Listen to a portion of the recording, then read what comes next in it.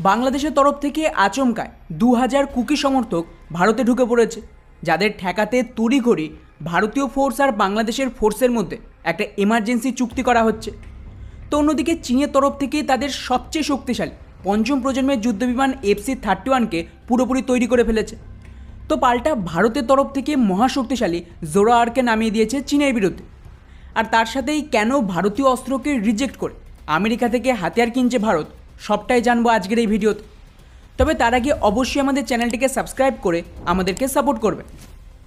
তো বন্ধুরা, আমাদের প্রথম আপডেট রয়েছে আমেরিকাকে নিয়ে, যেখানে ভারতীয় সেনাবাহিনী আমেরিকার স্ট্রাইকার কম্ব্যাট ভেহিকেলকে চীনের বিরুদ্ধে লাদাখে টেস্টিং করবে, এমনটাই দাবি করা হচ্ছে বেশ কিছু মিডিয়ার।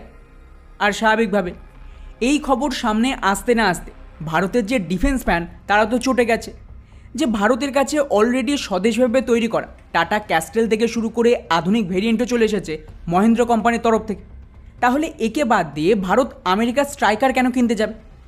উপরন্তু আমেরিকার যে স্ট্রাইকার তাকে যদি ভারতীয় সিস্টেমের সাথে তুলনা করা হয়, তাহলে এর ইঞ্জিন পাওয়ার থেকে শুরু করে সব ধরনের টেকনোলজিতে এটা কিন্তু ভারতের থেকে বহু পিছিয়ে। এমনকি ভারতীয় সিস্টেম অ্যাম্ফিবিয়াস অর্থাৎ জলেও চলতে পারে, যা খুবই গুরুত্বপূর্ণ লাদাখে, কিন্তু আমেরিকার এই স্ট্রাইকারে এই ধরনের ক্যাপাবিলিটি নেই। তো বন্ধুদের সোজা জবাব হলো যে এই মুহূর্তে অ্যাকচুয়ালি আর্মি না কোনো টেন্ডার রিলিজ করেছে আর না এটাকে সিলেক্ট করা হয়েছে। এখানে কিন্তু এর কেবলমাত্র ট্রায়াল হবে ভারতীয় ফোর্সকে দেখানোর জন্য। আর একাধিক বিদেশি হাতিয়ার এইভাবে ট্রায়াল হয়েছে, কিন্তু ট্রায়াল হলেই সেগুলো যে কেনা হবে তার তো কোনো গ্যারান্টি নেই।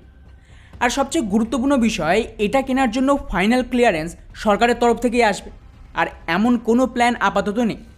তাই অতিরিক্ত হাইপ তৈরির তো কোনো মানে হয় না। হ্যাঁ, যদি ক্যাবিনেটের তরফ থেকে এই ডিলের পারমিশন দিয়ে দেয় তাহলে আমি বলবো যে এটা পুরোপুরি কেন্দ্র সরকারের দোষ। কিন্তু যতক্ষণ এই সমস্ত না হচ্ছে তার আগে কোনো ধরনের স্টেটমেন্ট দেওয়া ঠিক হবে না। তবে হ্যাঁ, একটা বিষয় আমি গ্যারান্টি, যেটা গতকালের ভিডিওতেও বলেছি, যে ডলারাইজেশনের আন্ডারে আমেরিকার কিন্তু মেজরিটি ডিফেন্স কোম্পানি যেভাবে দ্বিতীয় বিশ্বযুদ্ধের পর ব্রিটেন ছেড়ে আমেরিকা পালিয়েছিল, সেমভাবে আবারও এরা আমেরিকা ছেড়ে ভারতে চলে আসবে ডলারের প্রিন্টিং বন্ধের আগে। তাই স্ট্রাইকার ভারত কিনুক বা না কিনুক, এর কিছু প্রোডাকশান ভারতে তো শিফট হবে, আর এটাকে কেউ ঠেকাতে পারবে না। হ্যাঁ, ম্যাক্সিমাম হয়তো এটা হতে পারে যে এর কিছু লিমিটেড অর্ডার ভবিষ্যতে আর্মি দিল, কিন্তু টাটা ক্যাস্টেল অথবা মহেন্দ্রা সিস্টেমই সেনাতে সামিল হবে। আর যদি এটা না হয় তাহলে সেটা পুরোপুরি সেন্ট্রাল গভর্নমেন্টের দোষ। এখন দেখা যাক আগে কি হয়। যাই হোক, এবারে আসি আমাদের নেক্সট আপডেট বাংলাদেশকে নিয়ে। তো 2022 সালে বাংলাদেশের সেনাবাহিনী কুকিদের বিরুদ্ধে চট্টগ্রামে একটা অপারেশন লঞ্চ করলে ওখান থেকে প্রায় 2000-এর বেশি এই কুকি এবং মিজো কমিউনিটির লোকজন ভারতে ঢুকে পড়ে, স্পেশালি মিজোরাম। আর এখনও কিন্তু এদের অনুপ্রবেশ হয়েই যাচ্ছে, যার থেকে মণিপুরের দাঙ্গায় সাপোর্টও যাচ্ছে। এটাকে নিয়েই প্রধানমন্ত্রী মোদি মিজোরামের মুখ্যমন্ত্রীর সাথে কথা বললে মিজোরামের সরকার তো সাফ জানিয়ে দিয়েছে যে ওরা এই অবৈধ বাংলাদেশিদের দেশ থেকে তাড়াতে দেবে না, এবং মিজোরামের সরকার এখন এই অবৈধ বাংলাদেশিদের জন্য ফেসিলিটি তৈরি করছে, ওদের থাকার ব্যবস্থা করেছে। এমনকি ওদের যে বায়োমেট্রিক নেওয়া হচ্ছিল ওদেরকে ট্র্যাক করার জন্য, তাকে নিয়ে ওরা বিরোধ করছে। ফলে স্বাভাবিকভাবে এটা ভারতের সুরক্ষার জন্য বিরাট বড় একটা থ্রেট। এবং মিজোরাম সহ আশেপাশের রাজ্যের ডেমোগ্রাফি পরিবর্তন করা হচ্ছে কেবলমাত্র নিজেদের এই ভোট ব্যাংকের জন্য, যার ফল তো মণিপুরের লোকজন অলরেডি ভুগছে।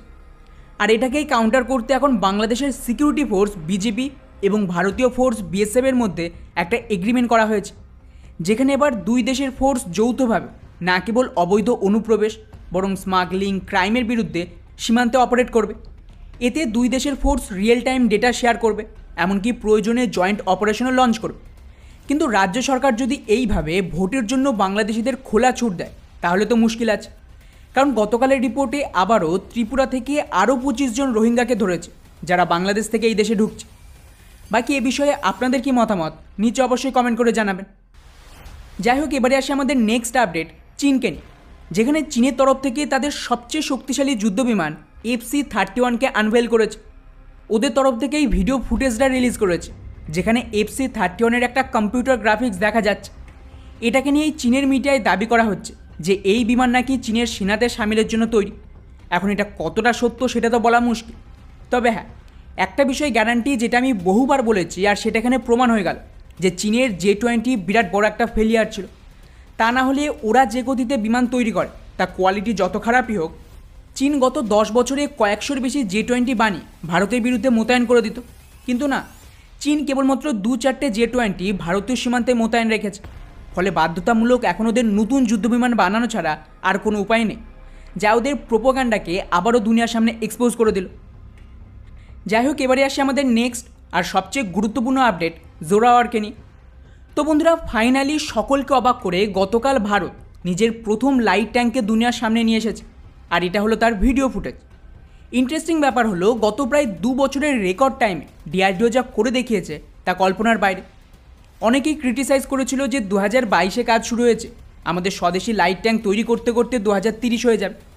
এমনকি কেউ কেউ তো এটাও বলছিল যে তারপরেও এটা রেডি হবে কিনা তার তো কোনো গ্যারান্টি নেই। তো বন্ধুরা, সেই সমস্ত লোকের মুখ পুরোপুরি বন্ধ করে দিয়েছে ভারত। গতকাল সমস্ত মিডিয়াকে ডেকে এই ট্যাঙ্কের শোকেস করা হয়। এটা এই ট্যাঙ্কের প্রথম প্রোটোটাইপ, যেটা ভারতীয় সেনাকে হ্যান্ডওভার করা হবে টেস্টিংয়ের জন্য। এই ট্যাঙ্ক মেনলি লাদাখে চীনের বিরুদ্ধে সবচেয়ে বড় গেম চেঞ্জার হবে, এবং ধীরে ধীরে এগুলো চীনের বিরুদ্ধে ভারতীয় সেনার ব্যাকবোন হবে। কারণ লাদাখের মতন এরিয়াতে T-90 জাতীয় হেভি ট্যাঙ্ক খুব একটা কাজের নয়।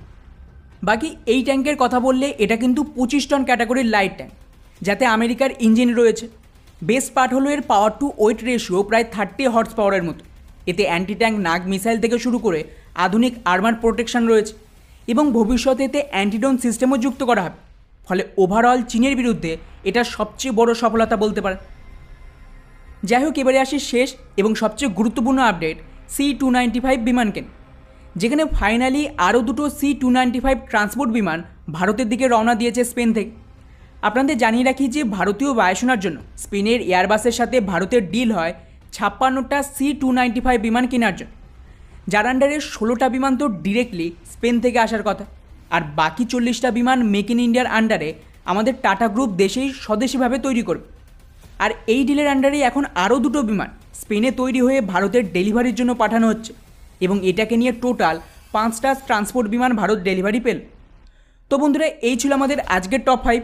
এটা আপনাদের কেমন লাগলো নিচে অবশ্যই কমেন্ট করে জানাবেন। জয় হিন্দ।